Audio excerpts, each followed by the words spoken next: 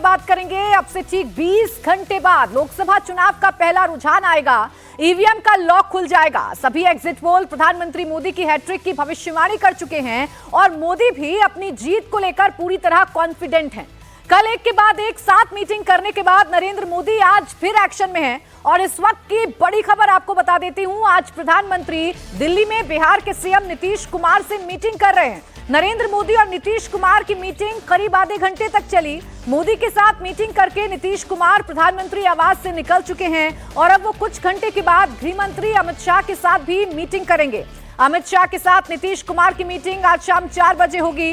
Result से ठीक एक दिन पहले नीतीश कुमार की प्रधानमंत्री मोदी के साथ चल रही इस मीटिंग का मतलब क्या है और इस बैठक से क्या निकलने वाला है? क्या बिहार में कुछ बड़ा होने वाला है? नीतीश कुमार नतीजों से ठीक एक दिन पहले अगर दिल्ली आए हैं तो इसके मायने क्या है? क्या बिहार में कुछ बदलने जा रहा है? क्या नीतीश कुमार दिल्ली आने वाले हैं? क्या बिहार को लेकर अभी से विधानसभा चुनाव की तैयारियां भारतीय जनता पार्टी ने शुरू कर दी हैं? क्योंकि इस बार यह माना जा रहा है कि विधानसभा चुनावों के लिहाज से बिहार काफी मुश्किल राज्य बीजेपी के लिए साबित हो सकता है। तो क्या बीजेपी ने अभी से अपनी तैयारियां शुरू कर दी हैं या फिर सरकार को लेकर बिहार में कुछ अटकलें चल रही हैं, कुछ सुगबुगाहट चल रही हैं? ये वो तमाम संकेत हैं जो नीतीश कुमार के दिल्ली आने के बाद से और भी ज्यादा प्रबल हो गए हैं। नीतीश कुमार की मुलाकात प्रधानमंत्री नरेंद्र मोदी से हो चुकी है। पीएम आवास पर तकरीबन आधे घंटे ये जो मुलाकात है वो चली है और तस्वीरें भी हम आपको दिखा रहे हैं। नीतीश कुमार पीएम से मुलाकात करने के बाद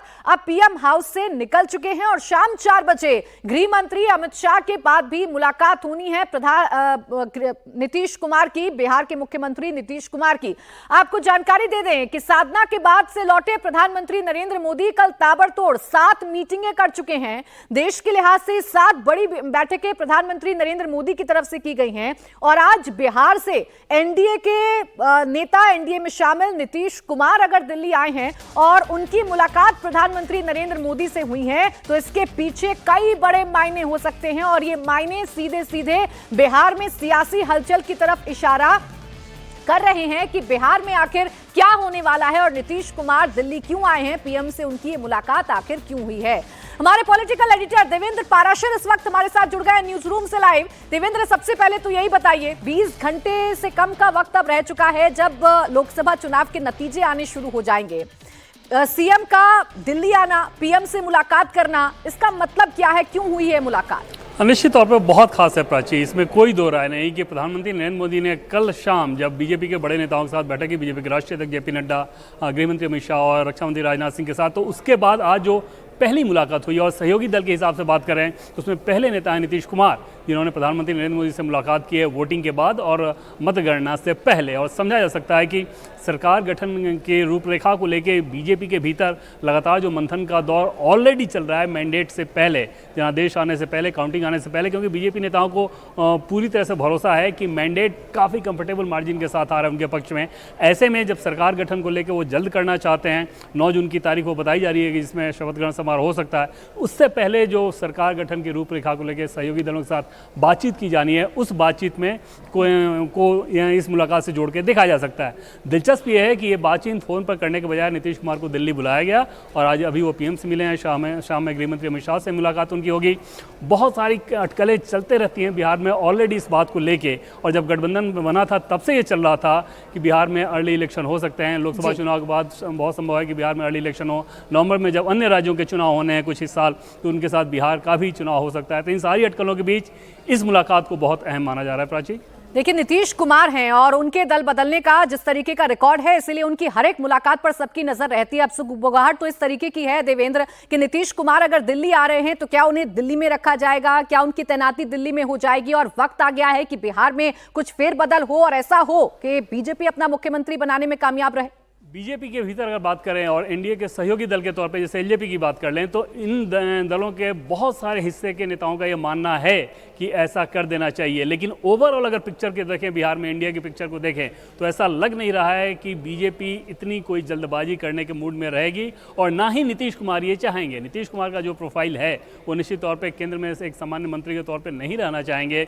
दूसरी चीज़ की राजनीतिक तौर पर देखें तो वो मैसेज भी खराब जाएगा इस लिहाज से कि नीतीश कुमार का अपना जो वोट बैंक है उसके अंदर एक मैसेज जा सकता है और आरजेडी इस मैसेज को बहुत आसानी से फैला सकती है कि हमने तो मुख्यमंत्री बनाया था और वहाँ जाकर इनको मुख्यमंत्री से हटा दिया गया, जिसका अगले चुनाव में नुकसान हो सकता है। तो बीजेपी के लिए पॉलिटिकली ये बहुत कोई अच्छा मूव नहीं कहा जा सकता। उस लिहाज से माना जा सकता है कि शायद ही इस दिशा में कदम बढ़ाया जाए। अगले विधानसभा चुनाव तक ज़रूर इंतजार किया जा सकता है, ऐसा माना जा सकता है। लेकिन जैसे कि पहले मैंने आपको कहा कि प्रदेश के बहुत सारे नेता ये चाहते हैं कि अब कमान बीजेपी के हाथ में आ जानी चाहिए। देखना होगा कि अब चीज़ आगे कैसे मूव होती हैं। ठीक है, बहुत शुक्रिया आपका देवेंद्र तमाम जानकारी देने के लिए। तो देखिए, नीतीश कुमार दिल्ली आए हैं, पीएम से उनकी मुलाकात हुई है, गृह मंत्री अमित शाह के साथ उनकी मुलाकात होनी है और चूंकि नीतीश कुमार है इसीलिए सुगबुगाहटों का दौर बहुत ज्यादा तेज हो गया था, अटकलों का बाजार बहुत ज्यादा तेज हो गया और चर्चा होने लगी कि क्या बिहार को लेकर कोई मंत्रणा की जा रही है, कोई चर्चा की जा रही है, क्या बिहार में कोई फेरबदल भारतीय जनता पार्टी कर सकती है। इन सबके बीच मुलाकात कंप्लीट हो चुकी है और शाम 4 बजे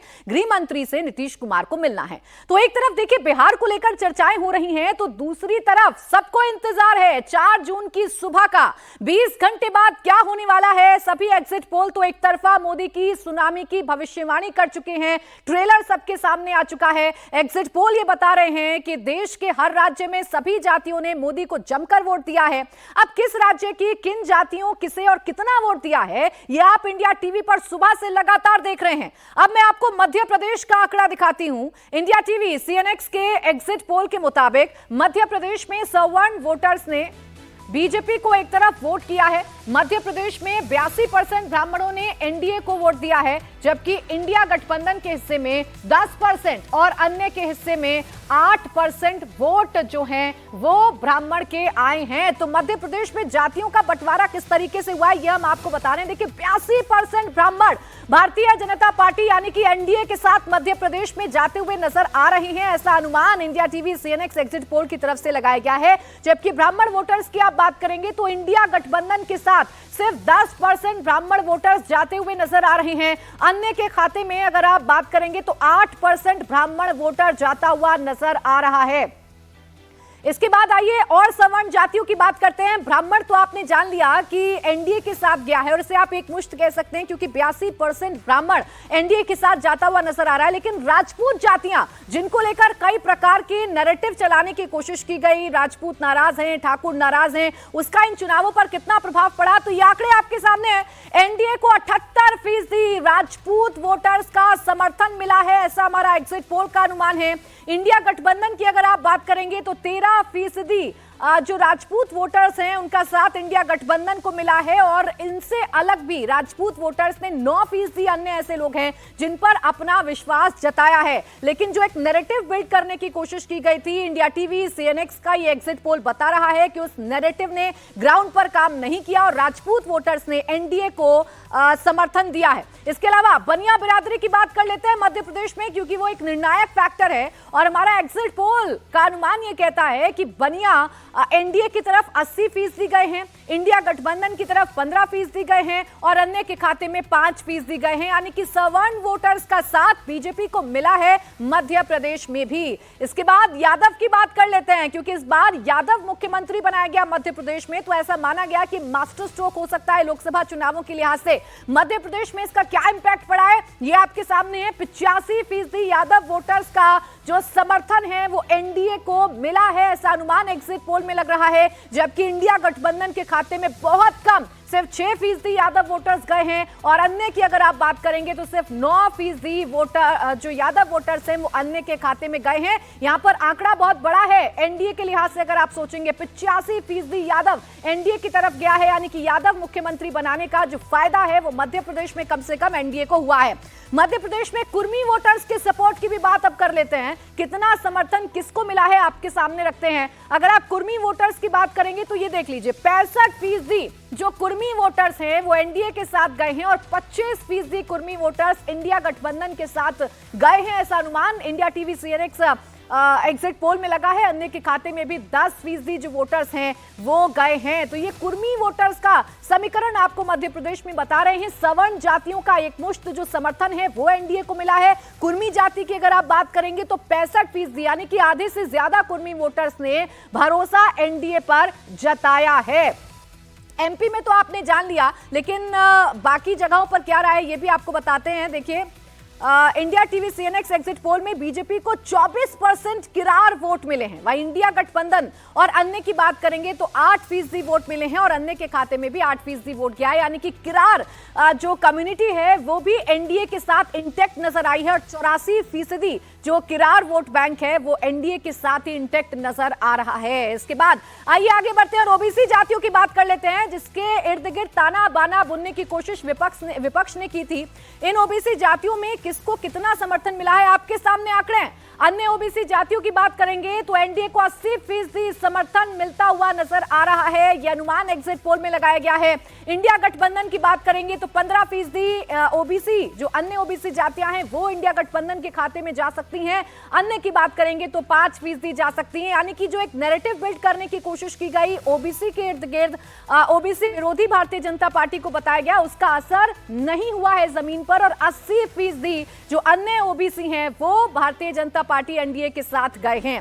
आदिवासी बेल्ट पर सबसे ज्यादा निगाहें मध्य प्रदेश में रहती हैं और ये आदिवासी वोटर्स एक निर्णायक भूमिका निभाते हैं। कहा जाता है कि आदिवासी समुदाय जिसके साथ है उसकी सरकार न सिर्फ राज्य में बनती है बल्कि लोकसभा चुनावों में भी इसका फायदा होता है। अब भील समाज का किस तरीके का रुझान रहा है आपके सामने रखते हैं। यहां पर 34% भील समाज जो है वो एनडीए के साथ गया है, लेकिन बड़ा तबका है भील समाज का, आदिवासी वोटर्स का, जो इंडिया गठबंधन के साथ जा सकता है। ऐसा अनुमान लग रहा है 55% जो आदिवासी समाज है वो इंडिया गठबंधन के साथ जा रहा है। ऐसा अनुमान India TV CNX exit poll में लगा है, जबकि अन्य के खाते में भी 11% मतदान जो है वो किया गया है आदिवासी वोटर्स की तरफ से। तो आदिवासी वोटर किधर गया है ये हमने आपको समझाया। 55% इंडिया गठबंधन के साथ गया है। हालांकि कोशिशें बीजेपी की तरफ से लगातार आदिवासी वोट बैंक में सेंधमारी करने की कोशिश की जा रही है और बीते कुछ चुनावों से ये ग्राफ लगातार बढ़ता जा रहा है। मध्य प्रदेश में आदिवासी के बाद आइए एससी वोटर्स की बात कर लेते हैं।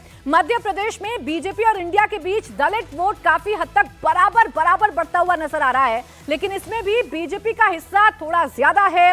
तकरीबन आधी से ज्यादा आप कह सकते हैं 51% जो ओबीसी के बाद जो दलित वोटर्स हैं वो एनडीए के साथ जा रहे हैं, जबकि 43% जो दलित वोटर्स हैं उन्होंने अपना भरोसा इंडिया गठबंधन पर भी जताया है। अन्य के खाते में भी 6% जो दलित वोटर्स हैं वो गए हैं। यानी कि जो जाटव और सतनामी वोटर्स हैं 51% साथ उनको वो दे रहे हैं एनडीए का, जबकि 43% ऐसे भी हैं जो इंडिया गठबंधन का साथ दे रहे हैं। यानी कि बराबर का ये आंकड़ा हो सकता है, बस कुछ परसेंट का अंतर यहाँ पर हमें समझ में आ रहा है। अब उस आबादी की बात कर लेते हैं जिस पर सभी की निगाहें टिकी रहती हैं और उसी के इर्द गिर्द चुनावों को घुमाने की कोशिश की जाती है। बात मुसलमानों की कर रहे हैं। क्या मुसलमानों का एक तरफा वोट इंडिया ब्लॉक को मिला है? तो आइए आंकड़े आपके सामने रख देते हैं। ये देखिए, एक तरफा वोट मध्य प्रदेश में मुसलमानों का इंडिया गठबंधन के साथ गया है।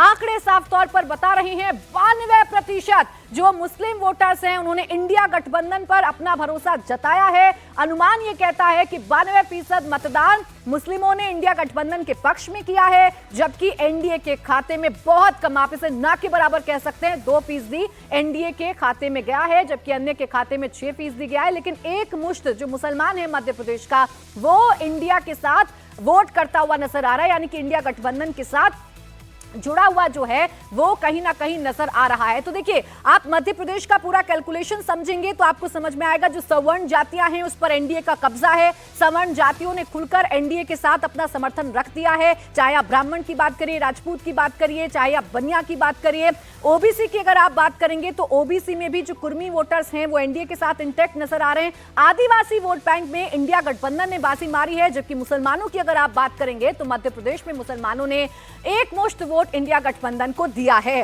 अब मध्य प्रदेश के बाद आइए महाराष्ट्र की बात कर लेते हैं, जहां इस बार सबसे ज्यादा नुकसान की आशंका एनडीए को जताई जा रही है। महाराष्ट्र में Maratha vote bank decider factor होता है। मराठा आरक्षण से लेकर मराठवाड़ा के तमाम मुद्दे इस चुनाव में हावी थे। इंडिया टीवी सीएनएक्स के एग्जिट पोल में एनडीए को मराठा वोट बैंक में डैमेज होता हुआ नजर आ रहा है। ये देखिए, आंकड़े आपके सामने रख दिए। महाराष्ट्र में मराठा वोटर 32% एनडीए के साथ है, जबकि एक बड़ा तबका है जो इंडिया गठबंधन के साथ गया है। यानी कि 63% मराठा वोटर्स ने इंडिया गठबंधन को अपने लिए ज्यादा मुफीद समझा है और 63% जो मराठा वोटर है वो गया है इंडिया गठबंधन के साथ। देखिए, मराठा को लेकर, उनको रिझाने को लेकर जिस तरीके से कोशिशें की गई, वो कोशिशें बहुत हद तक काम नहीं आई हैं और उन्होंने भरोसा इंडिया गठबंधन पर ही जताया है। मराठा वोटर तो आपने जान लिया, जो कि डिसाइडिंग फैक्टर है, वो इंडिया गठबंधन के साथ इंटैक्ट नजर आ रहा है। अब कुणबी वोटर्स की बात कर लेते हैं। ये भी डिसाइडर फैक्टर है महाराष्ट्र में जीत और हार का। और हमारा जो एग्जिट पोल है वो ये बता रहा है कि 64% कुणबी वोटर एनडीए के साथ गया है। इंडिया गठबंधन की बात करेंगे तो अनुमान ये लगाया गया है India TV CNX exit poll में कि 27% कुणबी वोटर्स का समर्थन इंडिया गठबंधन को मिला है। अन्य के खाते में 9% कुणबी वोटर्स गए हैं। यानी कि यहां पर देखेंगे आप तो इंडिया के पर भरोसा ना करते हुए एनडीए पर कुणबी वोटर्स ने ज्यादा भरोसा किया है और 64% जो कुणबी वोटर्स हैं वो एनडीए के साथ जाते हुए नजर आ रहे हैं, ऐसा अनुमान जताया गया है। मराठा वोटर्स में जरूर एनडीए को थोड़ा नुकसान होता हुआ नजर आ रहा है, लेकिन Kunbi voters Bharatiya Janata party NDA के साथ जुड़े हुए नजर आ रहे हैं।